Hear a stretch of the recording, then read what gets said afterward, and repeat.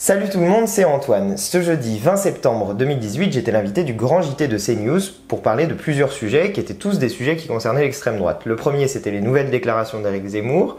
Le second, c'était le fait qu'il ait demandé une expertise psychiatrique à Marine Le Pen. Et le troisième, c'était la question de l'immigration en Europe. Donc vous voyez que c'était des sujets qui n'étaient pas forcément très réjouissants. Mais je pense que dans cette émission, j'ai pu porter un certain nombre de valeurs républicaines. Et j'en suis d'autant plus content qu'aujourd'hui, au moment où je tourne cette introduction, on est le 21 septembre 2018 et que le 21 septembre, eh bien, c'est l'anniversaire de la République puisque le 21 septembre 1792, les membres de la Convention ont décidé d'abolir la monarchie. Du coup, je suis très content de pouvoir fêter cet anniversaire en vidéo et je suis très content de pouvoir vous proposer aussi la vidéo qui va suivre et dans laquelle j'ai pu défendre des valeurs qui viennent de cette période-là. Voilà, c'est tout ce que je voulais vous dire en introduction. Je vous laisse regarder cette émission et puis je vous retrouve à la fin. C'est l'heure de notre débat dans le grand JT. Il est passé maître dans l'art du bad buzz, autrement dit de la polémique. Éric Zemmour fait depuis 4 jours les gros titres et ce soir sur le plateau de Laurence Ferrari, dans Punchline, Absatoussi est revenu pour la première fois sur son clash avec l'essayiste et le somme tout simplement de s'excuser. Zemmour va-t-il trop loin ? Que traduit cette polémique? On en parle avec nos 3 débatteurs. Avec Céline Calvez, bonsoir. Bonsoir. Vous êtes avec nous. Vous êtes député La République En Marche des Hauts-de-Seine. Antoine Léaumont, un habitué de l'émission, responsable de la communication numérique de Jean-Luc Mélenchon, la France Insoumise. Et Franck Alizio, merci d'avoir répondu à notre invitation. Vice-président du groupe Rassemblement National au Conseil Régional PACA. On va écouter la nouvelle passe d'armes entre Éric Zemmour et Absatoussi qui s'est exprimé pour la première fois chez Laurence Ferrari. Mais c'est elle qui m'a blessé, enfin. Bien. Moi, on ne voit jamais comment je suis blessé. On ne voit jamais quand on m'agresse. On a bien le sens. C'est quand même extraordinaire. Oui. Donc quand on prend des risques de m'agresser, on risque d'être agressé. C'est la vie, ça. Moi, pour moi, c'était pas essentiel. Bon, c'est elle qui a voulu médiatiser tout ça. Elle s'est victimisée. Bon, pour des raisons qui lui appartiennent. Quand il dit que ses propos n'ont pas été tenus en public, ils n'ont pas été tenus dans la salle de bain de M. Éric Zemmour. Nous n'étions pas 2. Il y avait une centaine de personnes. Il est quand même très culotté d'affirmer aujourd'hui qu'il est la victime, que je me victimise. Je suis pas dans l'émotion, j'ai pas d'affect avec Éric Zemmour. Je suis tout à fait d'accord pour que des opinions différentes s'expriment, pour qu'il y ait du débat, pour qu'on puisse s'exprimer. Je ne suis pas d'accord pour me faire insulter. Antoine Léaumont, Éric Zemmour va-t-il trop loin ? Il continue à faire ce qu'il fait toujours, c'est-à-dire qu'il a un livre à vendre, donc il essaye de créer une polémique pour vendre son livre, et malheureusement, les polémiques que lance Éric Zemmour, c'est toujours à peu près les mêmes, c'est des... Ah, il s'est diversifié aujourd'hui, on en parlera, mais... ouais. Oui, non, il en rajoute une couche à chaque fois, parce que plus il en fait, plus il va vendre son livre, donc il a intérêt à essayer de créer des polémiques. Il fait comme il a toujours fait. Pour vous, c'est essentiellement une stratégie marketing. Il y a quelques années. Non, mais après, les idées de M. Zemmour sont absolument nauséabondes. Il y a 4 ans, il avait déclaré que le maréchal Pétain avait sauvé les Juifs de France. Donc quand il s'en prend à Absatoussi en disant qu'elle est... elle manque de respect pour la France, je me souviens plus exactement la formule. Je suis désolé, mais quand quelqu'un dit que le maréchal Pétain a sauvé les Juifs français, il manque de respect pour la France et il manque de respect pour les gens qui se sont battus effectivement pour défendre la France et la patrie contre les nazis. Donc je trouve que M. Zemmour, pour vendre ses livres, va très loin dans les polémiques qu'il déclenche. Il va trop loin, il grossit le trait, il fait de la provoque, c'est juste pour faire du buzz ou c'est le fond de sa pensée ? Je ne suis pas l'avocat d'Éric Zemmour, mais il se trouve que je le connais personnellement. Déjà, je ne pense pas qu'il ait besoin de faire du buzz pour faire de la notoriété. Je pense que c'est plutôt du côté de la personne qui a déclenché. Ses livres se vendent de toute façon naturellement. Exactement. Donc je ne pense pas qu'il ait besoin de ça. Donc c'est le fond de sa pensée. Il parle d'une loi sur ce cas précis, sur les prénoms. Il parle d'une loi qui encadrait l'attribution des prénoms, qui a existé en France de 1900 à 1993. Ouais. Donc si cette loi est raciste, alors ça veut dire que la France de De Gaulle, de Giscard, de Mitterrand était raciste. Ça remonte jusqu'à Bonaparte. Il parle d'une loi qui a existé jusqu'en 93. Alors, quand je suis né, cette loi était en vigueur. Ouais. Il parle également, et c'est plus important, et ça me touche particulièrement, il parle également du principe d'assimilation. Le principe d'assimilation auquel Zemmour est vraiment attaché, est un principe qui fonde la République, qui fonde la France, qui fait que un principe généreux qui dit nous vous accueillons à condition que vous vous adaptiez à notre mode de vie et que vous faites de l'histoire de la France, de la culture de la France. Vous trouvez qu'Absatoussi n'est pas assimilé? Attendez. En quoi le prénom a à voir avec quoi que ce soit au niveau de l'assimilation? Votre nom vous rattache à votre histoire. Votre prénom, c'est ce que vous donnez au pays qui vous accueille. Mais c'est ce qu'ont fait les diasporas italiennes, les diasporas juives, les diasporas arméniennes, les diasporas espagnoles. Tous ces gens-là ont fait cette démarche. Et aujourd'hui, on explique que cette démarche est raciste. C'est pas vrai. Mais moi, à titre personnel, mon grand-père est arrivé à l'âge de 14 ans du Piémont à Marseille. Il ne s'est pas appelé Giovanni comme son père, il s'est appelé Jean. Voilà. C'est-à-dire qu'aujourd'hui, en 2018, en France, on ne peut pas être fier de son prénom qui a une consonance étrangère? Non, comment dire? Il rappelle un idéal. Cet idéal d'assimilation, on sait très bien qu'on s'en est éloigné. Ouais. Mais oui, évidemment, c'était quelque chose que l'on faisait pour faciliter l'intégration et l'assimilation des gens, des nouveaux venus. C'était pour les aider à mieux s'intégrer, d'ailleurs. C'est pour ça que je dis c'est un principe généreux. C'était pour aider les nouveaux arrivants. Si quelqu'un ne s'appelait plus Élie, mais Eric, son fils s'appelait Eric, c'était pour s'assimiler. Vous êtes d'accord avec Céline Calvez? Oui, évidemment. Allez-y, Céline Calvez. Réagir sur cette polémique autour du prénom. Ouais. Alors, on peut parler de la liberté d'expression. Je pense que quand on donne un prénom à un enfant, c'est pas le donner à un pays, c'est le donner à l'enfant, avant tout.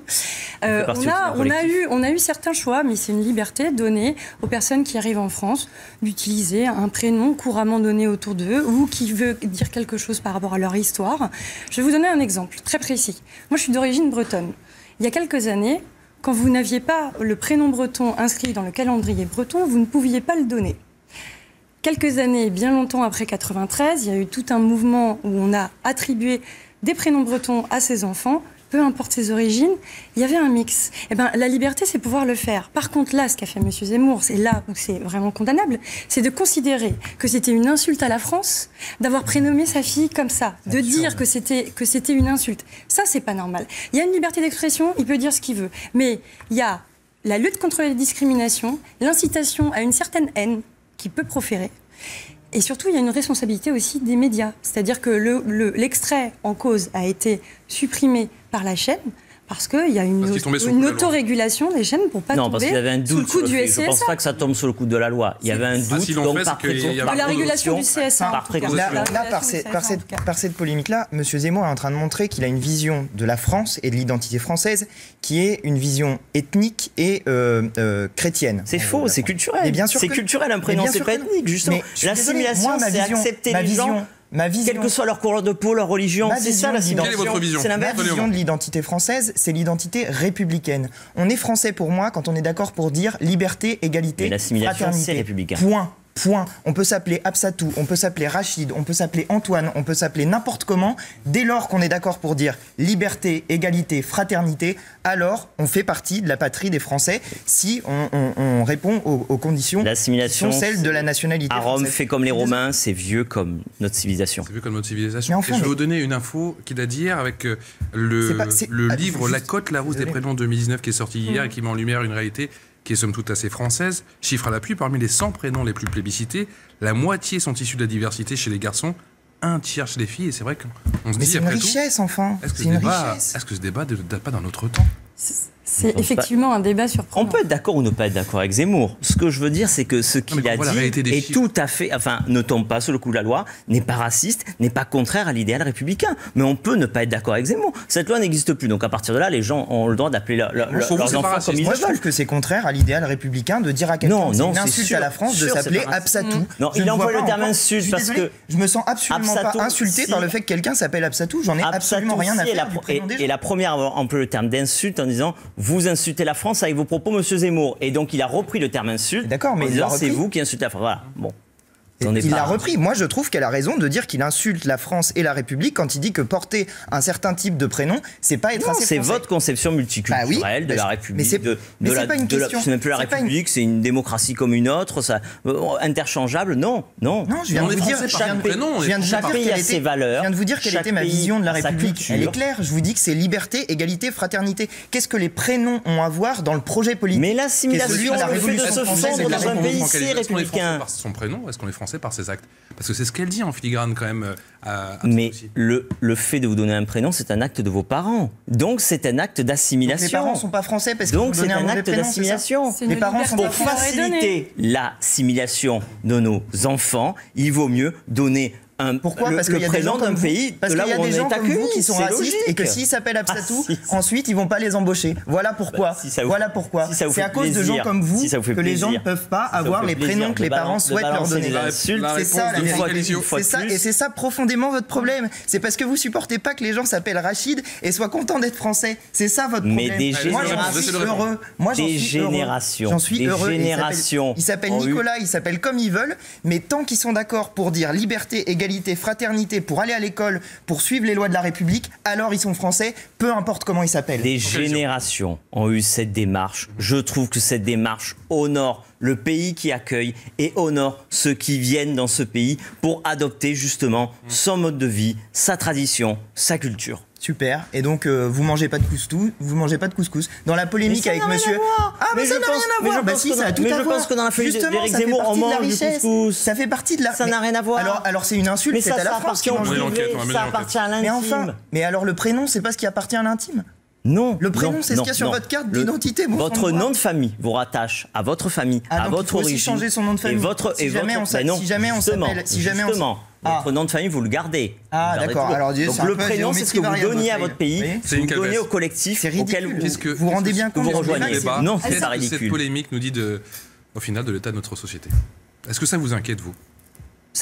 Venant de la part d'Éric Zemmour, ça ne m'inquiète pas, puisque ce n'est pas nouveau qu'il puisse proférer des choses comme ça. Ce qui me rassure, c'est qu'il y a eu une autorégulation de l'émission qui a dit ça, on ne le met pas à l'antenne. Donc ça veut dire qu'il y a une responsabilité, une prise de responsabilisation des médias là-dessus.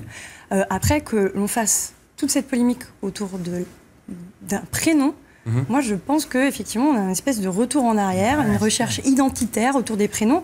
Je suis désolée, mais on a vraiment eu des vagues de prénoms, des modes qui reviennent, qui s'intègrent avec d'autres cultures anglo-saxonnes.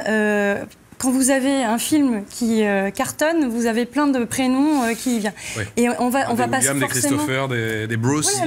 Mais je suis désolée, ça fait partie de la culture qui bouge. Ouais. Et ça ne veut pas dire qu'on est obligatoirement, qu'on ait l'obligation de donner à son enfant tel ou tel type de prénom, c'est presque de la censure. Si vous devez uniquement choisir les prénoms qui sont dans le calendrier... Avec le mondial de foot, je pense qu'on n'est pas bien, Franck Alizio, non? Mais tout le monde sait qu'un prénom, ou disent aussi Bruce, Brian, etc., assigne à résidence socialement et culturellement. Oui, évidemment. Lorsque plus un prénom passe dans tous les milieux et plus il est facile de faire partie de la méritocratie républicaine et d'en profiter. C'est tout. Donc, on est d'accord sur une seule chose. On est d'accord sur une seule chose. C'est que oui, en effet, cette polémique s'enflamme depuis 48 heures. Elle n'a pas lieu d'être, mais je pense pas, et elle n'est pas le fait d'Éric Zemmour. Et elle est loin d'être terminée. Elle le fait de la personne qui a voulu buzzer en face. Elle est loin d'être terminée, et ça je n'en suis pas sûr. On verra effectivement, et ce que Absatou a demandé, les excuses d'Éric Zemmour qui va encore effectivement participer à d'autres émissions, effectivement, on verra. Je l'espère, c'est liberté d'opinion et d'expression, donc je l'espère, oui. Et on suivra bien entendu ce feuilleton. La victimisation porte-t-elle ses fruits du côté du Rassemblement National? Marine Le Pen fait en tout cas grand bruit de sa convocation. Une expertise psychiatrique s'est tombée aujourd'hui. C'est très clair, la présidente frontiste refuse d'y aller. Écoutez-la. Je note que dans les régimes totalitaires, c'est une des méthodes qui est utilisée contre les opposants, les faire passer pour des fous. Allez, 21h30, toujours en direct sur CNews avec la suite de notre grand débat. Et cette question, la victimisation porte-t-elle ses fruits au Rassemblement National? Marine Le Pen fait grand bruit de sa convocation à une expertise psychiatrique. Et il est vrai que c'est très clair, la présidente frontiste refuse d'y aller. On en parle avec Céline Calvez, députée LaREM des Hauts-de-Seine, avec Antoine Léaumont, responsable de la communication numérique de la France Insoumise, avec Franck Alizio, vice-président du groupe Rassemblement National au Conseil régional PACA. On va justement faire le point sur ce refus de Marine Le Pen aujourd'hui avec Guillemette Allard. C'est par un tweet indigné ce matin que Marine Le Pen a annoncé être convoquée à un examen psychiatrique. Je croyais avoir eu droit à tout, eh bien non. Pour avoir dénoncé les horreurs de Daesh par tweet, la justice me soumet à une expertise psychiatrique. Jusqu'où vont-ils aller ? L'expertise est demandée dans le cadre de sa mise en examen pour diffusion sur Twitter de photos d'exaction de Daesh en décembre 2015. Une procédure systématique selon le parquet de Nanterre, mais pour la présidente du Rassemblement national, c'est une tentative de déstabilisation. Je n'irai pas, bien entendu, me soumettre à cette expertise psychiatrique et j'attends de voir comment le magistrat entend m'y contraindre. Je prends cela au sérieux parce que je note que dans les régimes totalitaires, c'est une des méthodes qui est utilisée contre les opposants, les faire passer pour des fous. Adversaire notoire de Marine Le Pen, dans cette affaire, Jean-Luc Mélenchon se révèle être un soutien inattendu. Dans un tweet, le président de la France Insoumise condamne cette demande du magistrat et estime que la députée du Pas-de-Calais est responsable de ses actes politiques. Pour avoir publié ces images violentes, Marine Le Pen risque 3 ans de prison et 75 000 € d'amende. Juste dire un truc. Franck Alizot, je rappelle que vous êtes vice-président du groupe Rassemblement National au Conseil régional de PACA. Que se passe-t-il, Antoine Léaumont ? Non, c'est pas ça, mais c'est que le tweet que vous avez montré n'est pas complet de Jean-Luc Mélenchon. Il y a une dernière phrase dans ce tweet qui dit quelque chose du genre « ce n'est pas comme ça qu'on fera reculer l'extrême droite ». Donc je trouve un peu dommage de ne pas l'avoir mis parce que... Là c'est en entier, vous inquiétez pas. Non mais je préfère parce que sinon le message pouvait être entendu d'une manière différente. Donc soyons précis. Que le tweet soit fait, on l'avait pas lu comme un ralliement. Non mais je préfère parce que vu la tonalité... On a failli le perdre. On a failli le perdre. Franck Alizot, je sais plus où j'en suis. Est-ce que c'est Marine Le Pen qui a rendu cette convocation publique ? Oui. Oui, pourquoi ? Pourquoi ? Parce que vous voyez le ridicule de la situation. Enfin, au-delà du fait que ce soit petit, mesquin. Non, mais elles se sont offusquées. C'est un scandale, mais au final, elle aurait pu garder ça secret. Justement, garder ça secret, ça veut dire qu'on a quelque chose à se reprocher. Ça veut dire c'est ridicule. C'est pas une manière de faire du tapage, de jouer la victime, non. Enfin, moi, je trouve marrant le fait de... Vous pensez que ça lui fait plaisir de se faire taper dessus mais depuis 20 ans. L'utilisation peut-être lui apporte de la sympathie. On est tout de même en campagne électorale. Je vous rassure, non. Je trouve ça choquant. Il n'y a rien de nouveau là-dedans. Psychiatrisation, c'est vrai que ça rappelle de mauvais souvenirs. Psychiatrisation des dissidents et des opposants, c'est vrai que ça rappelle de mauvais souvenirs historiques. Elle a raison de le dire. C'est la technique des régimes totalitaires. Les nazis l'ont fait, les communistes l'ont fait. Ça se passe ailleurs. En ce moment, cette forme d'acharnement judiciaire, ça se passe en Italie. Salvini, qui a mis en examen pour séquestration, dont les fonds de la Ligue qui sont confisqués. Donc ça arrive aussi à nos alliés politiques. Visiblement, les justices pensent un petit peu de partout la même chose politiquement. Elles sont de partout politisées. C'est vos sénateurs qui ont voté la loi du 14 avril 2016 qui met ça en place. C'était vos 2 sénateurs qui ont voté pour cette loi. Donc c'est-à-dire que vos sénateurs votent pour des lois qui sont totalitaires. Vous parlez du leader de l'opposition. Le juge a une appréciation. Allez demander un examen. D'un côté, il y a Marine Le Pen. J'aimerais bien rappeler en fait le contexte. C'est demander dans quel contexte. On reproche à Marine Le Pen d'avoir diffusé des images violentes dans un contexte de lutte contre le terrorisme. Et en fait... quand vous avez des diffusions comme ça... Elle répondait à notre tweet, en fait, le juge est très légitime à demander une expertise psychiatrique. C'est légitime, ça l'est fait aussi pour des feux de poubelle, par exemple. C'est la loi, mais est-ce qu'il fait du zèle ? C'est la loi. Non, c'est pas du zèle. C'est que... Première chose, c'est que le juge est légitime à demander ça. Marine Le Pen est légitime à ne pas se présenter. Mais troisième chose, il y a quand même quelque chose dans les propos de Marine Le Pen que je tiens à souligner, qu'on dit, mais on veut me faire passer pour une folle. En quoi un examen psychiatrique fait de vous quelqu'un de faux ? En fait, on a un vrai problème dans la société où on dit, à partir du moment où on évoque la psychiatrie, vous êtes dans la folie. En fait, la psychiatrie, la santé mentale, ça va concerner tout le monde. En fait, il y a un Français sur 4 qui va connaître un épisode comme ça dans sa vie. Donc pourquoi on hystérise ça ? Donc je pense que déjà, il faut juste rappeler que c'est courant dans ce genre de procédure. Elle a le droit de le refuser. Pas obligé d'en faire tout un tintamarre.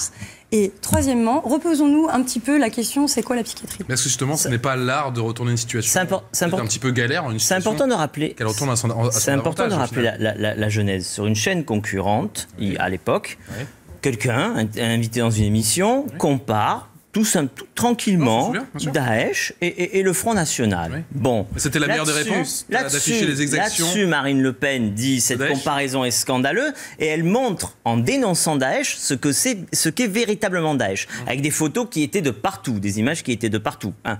Donc à partir de là, la question, c'est le courage, c'est de dénoncer Daesh, de dénoncer ce qui est réellement Daesh. Donc, si le courage, c'est considéré comme un acte déviant, alors ça veut dire que c'est la lâcheté et la soumission qui est la norme. Bah, ne comptez pas sur Marine Le Pen pour être lâche ou se soumettre. Voilà, c'est un acte de courage. Pour vous, si le courage est une déviance, Rassemblement national aujourd'hui, pour vous, est persécuté ? Enfin, c'est de la persécution, mais c'est ridicule. C'est avant tout ridicule. Je veux dire,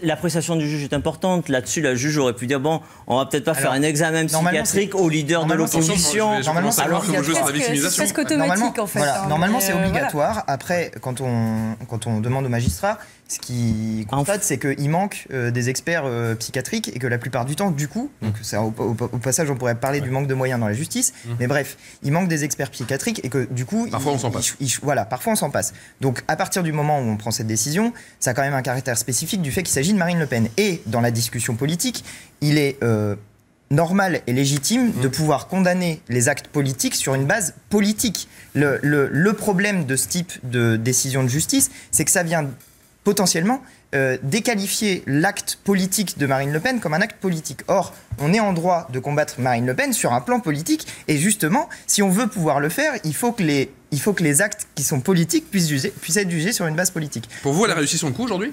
Bah, clairement, elle est en train de se victimiser et elle a réussi à occuper la journée avec son affaire. Alors, une fois de plus, elle est agressée, elle se défend. Alors moi, j'ai quand même un problème. C'est elle qui l'a rendu public, encore une fois. J'ai quand même un problème. Mais c'est de la transparence. Mais c'est de la transparence. Mais justement, elle est transparente. Excusez-la d'être transparente. Je voudrais juste dire un truc parce que excusez-la d'être transparente, de prendre les Français à témoin. Quand elle dit que c'est une pratique des régimes totalitaires, je suis désolé, il faut quand même rappeler que c'est vos sénateurs David Racheline et Monsieur Ravier qui ont voté pour cette loi. Non, c'est le fait de faire passer ses opposants pour des malades mentaux. Mais justement, mais précisément, vous vous rendez bien compte, dans ce cas précis, que des lois liberticides dans le genre de celle-ci, eh bien, elles peuvent avoir des problèmes pour les gens dont vous dites parfois. Vous l'avez voté ou pas ? Est-ce que vous l'avez voté ou pas ? Il y a une chose, mais enfin, c'est pas tout le même contexte. On parle pas de la même chose.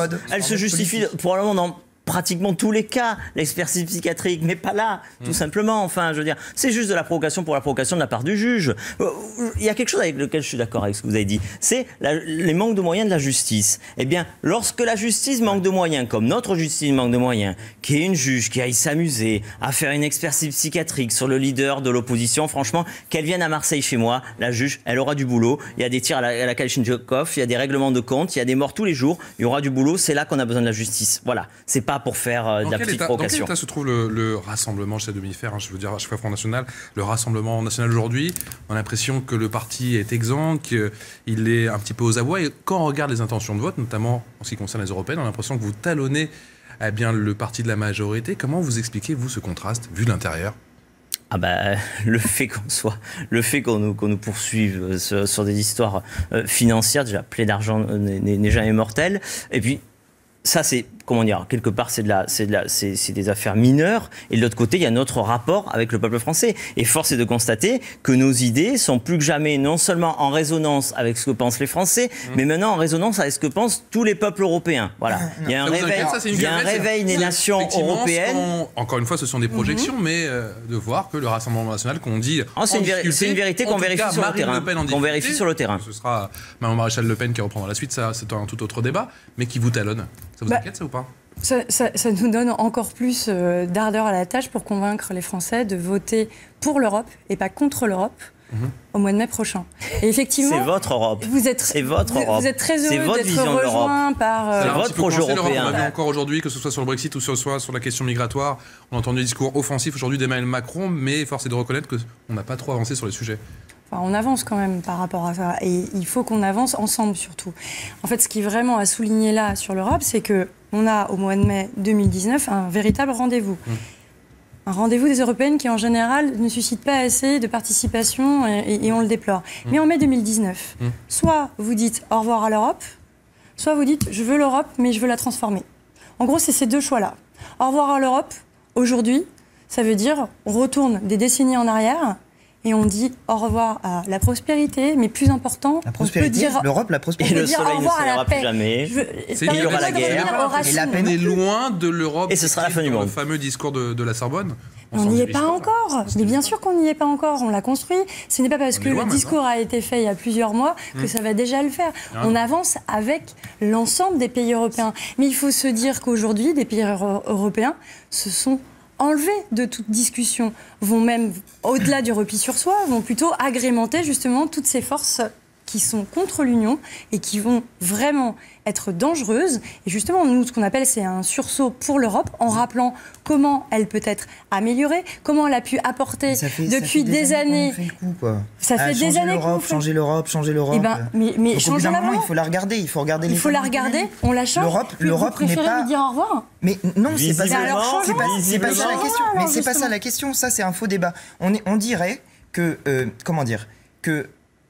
Il suffit d'avoir des paroles incantatoires pour parler d'Union européenne. Quand on regarde ce que fait Macron concrètement dans l'Union européenne, il se met d'accord avec M. Kurz, par exemple, sur la politique migratoire. Alors je trouve que se mettre d'accord avec l'extrême droite autrichienne sur les questions migratoires, pour aller dire par exemple qu'on est d'accord pour négocier avec M. Sisi ou avec M. Erdogan qu'ils retiennent les migrants chez eux. Je trouve que se mettre d'accord avec l'extrême droite au niveau européen, quand on prétend en France combattre l'extrême droite, ça me semble une position, disons, un petit peu compliquée à tenir. Mais après, c'est un avis personnel. Donc après, si vous voulez vraiment changer en profondeur l'Europe, mais c'est même pas la changer, il faut carrément renverser la table européenne. Et si vous voulez le faire, eh ben vous n'avez pas 50 solutions. Il faut complètement changer de braquet par rapport à ce qu'on a fait. Donc ce qu'il faut faire, c'est sortir du libéralisme, c'est mettre en priorité les enjeux écologiques, c'est partager les richesses. Il y a deux projets européens, dans l'Union européenne, l'Europe des peuples et l'Europe de Bruxelles. Non. Madame défend l'Europe de Bruxelles, c'est son droit. Vous, on ne sait pas où vous êtes. Mais vous n'êtes pas de notre côté. C'est très clair. Mais moi, c'est très clair. Vous venez de dire encore plus d'immigration. C'est quoi l'Europe des peuples? Encore plus d'immigration. L'Europe c'est pas ça la question. C'est pas ça la question. C'est l'Europe des nations. C'est l'Europe des souverainetés. Vous êtes de quel côté? Côté Orban? Côté Salvini? Ah, clairement du côté d'Orban et de Salvini. L'Europe des peuples, l'Europe des souverainetés, l'Europe où les peuples reprennent le pouvoir, voilà, et se défendent tout simplement, protègent leurs frontières, se protègent eux-mêmes, mais pas se protègent d'une vague migratoire inédite qui ne fait que commencer. Ce que vous dites, c'est vague et ça prend pas en compte les principaux. Ça ne prend pas en compte les principaux problèmes de l'Union européenne, qui sont, à mon avis, d'abord la fraude et l'évasion fiscale, qui est organisée. Attendez, je vous ai laissé parler, laissez-moi parler. Il reste 2 minutes. En grande conversation à Marseille. Simplement. En plein accord. Simplement, mais n'importe quoi, vous. Ah ben, on l'a tous vu, ils ont dit on n'a qu'un ennemi, c'est le Front National, sinon on est potes. Mais non, c'est pas ça qu'il a dit. Vous regarderez sa revue de la semaine sur YouTube et vous verrez exactement ce sur quoi ils ont échangé. Ils ont échangé notamment sur le fait que ça suffit d'avoir partout dans l'Union européenne des Allemands de la CDU et de la CSU au poste de pouvoir dans toute l'Union européenne. Et là, ce qu'il a dit Jean-Luc Mélenchon à Emmanuel Macron, c'est sur la Commission européenne, il ne faut pas céder. Emmanuel Macron lui a dit oui, je ne céderai pas. Monsieur Mélenchon était ministre de Lionel Jospin. Laissez-moi finir. On va voir si Monsieur Macron va céder sur la direction de la Commission européenne. Il me reste 30 secondes, vraiment 30 secondes cette fois-ci. Mais juste ce qu'il faut faire. J'aimerais vous entendre effectivement sur. On a vu qu'Emmanuel Macron s'est opposé clairement à Salvini et Orban. Est-ce que c'est la bonne stratégie? Mais c'est la bonne stratégie. Oui, c'est la bonne stratégie.